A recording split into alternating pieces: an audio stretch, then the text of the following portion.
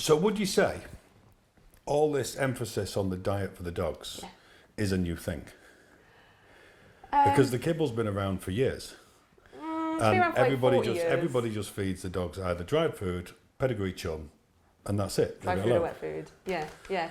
And for me, you know, as a zoologist, which is what my background is, which is kind of where my experience in dogs has come from, is when I look at a dog, I see that dog as a species. I see that dog as an animal.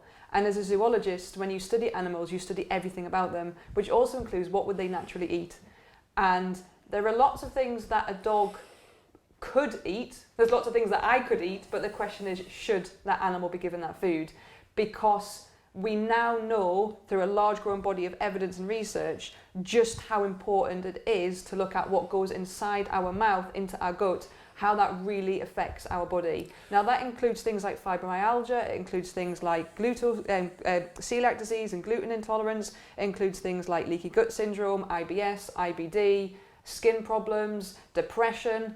It's, you know, we see these things, or some of these things are emotional or psychological, but if the immune system is being deprived, it's being starved of quality and food that provides a function, it provides a purpose and supports that individual, then it is going to have a knock-on effect on that dog's wellness. So this is like taking the dog from being the family pet who gets the dog food at the end of the table and making it a part of the family, because this is what over the last 20 years they've done with kids, with school dinners. Of course, yeah. You know, stop eating all the rubbish, eat the fruit and veg, eat the healthy food, because it'll make you learn better at school. And I think it's really important, you know, I always say, if you have made that decision to have another animal, and it is another species, to live with you, then it's your responsibility to understand health and wellness through food, because it really is, I can't say enough that food is medicine. And I see so many dogs that, whether it's behavioural issues or whether it's medical issues or physical problems, that I can say, right,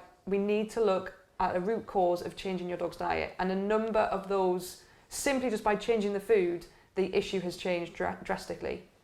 Okay, excellent. Next question. This is from Jill. Can normal treats be given alongside a raw food diet? Oh, okay, that's a good question. You're training your dog, you need a bag of treats. You don't want to take raw food with you. No, you can't have a big bag of raw whatever. You just need to go and buy some dog treats. Yeah, of course. Jill, answer to that question, just carry a portable freezer with you. I'm joking. No, it's a really good question. I do that with my dogs. So in terms of your kind of a little treat, so I'm going to take my dogs out for a walk, I want to reward them with things. I tend to use dried stuff, so dried venison, dried liver, things that really, again, you've got to be careful when you are looking at your treats that you're going to buy. So again, any treats where the first ingredients are going to be cereals, if it says it's meat, but it's derivatives of, byproduct of, meal, or product of, avoid. You want it to be muscle meat. Okay. And that's why I always go for dried things. Like, as I say, you can get chicken. Again, some dogs are intolerant to chicken, so I prefer to recommend the venison, dried venison, your dried liver. You can, actually what's really common now, a lot of people are buying dehydrators and making their own dried treats through liver. But you can use vegetables. You can do again with carrots. You can use fruit. You can use the fish treats. Can the dog have cooked food and raw food? Not at the same time, because obviously they can't digest it the same. Yeah. But in their lives, so during the course of the week, could the raw food be the main meal, but the treats be, say, fried sausages? Because we're a very high value treat, and you're doing something particular with the training, and you want that very high value treat.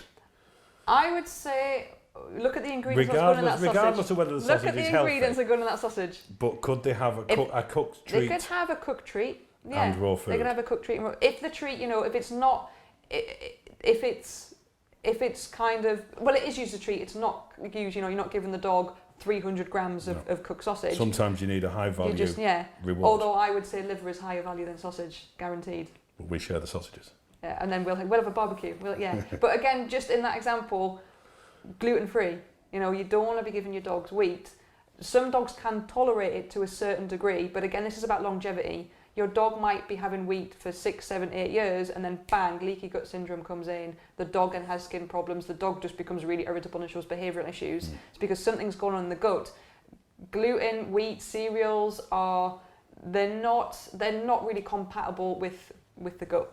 They're in most dogs, and in actually most humans as well, to be honest. Is there a lot of wheat in the dried food products, the kibble?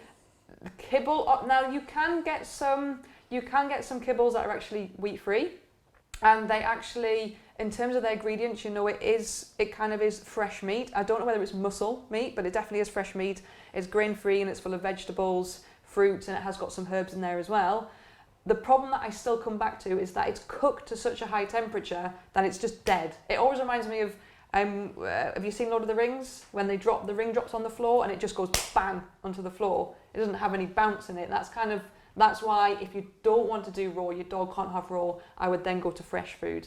It's still got that life energy in it, which is vitally important for the dog's wellness. All right, excellent. What difference will I notice in my dog? Next question. Well, your dog would sit very politely at dinner table with a little serviette and silver service. Expect silver service.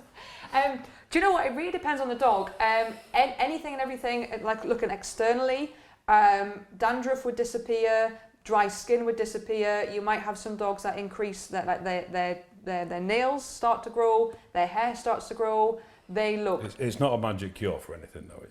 They'll just feel better. They will do, yeah, but that's just important. Be clear, it won't cure illnesses. It will. Well, it depends what illness it is. What illness? Can you give me an example? If it's, I don't know, if the dog's got arthritis, then no. But if the dog has got arthritis and therefore needs support, it will need other medical support. But if you again put in a little bit of fat that the dog wasn't getting from the kibble, and it's the good fat from the meat, from that raw food, then that obviously is going to coat the joints as well. It's also going to work at a cellular level. It's going to protect the cells and how they function. So would you say it's more important to put a fit, healthy dog on it, or one that's a little bit sickly?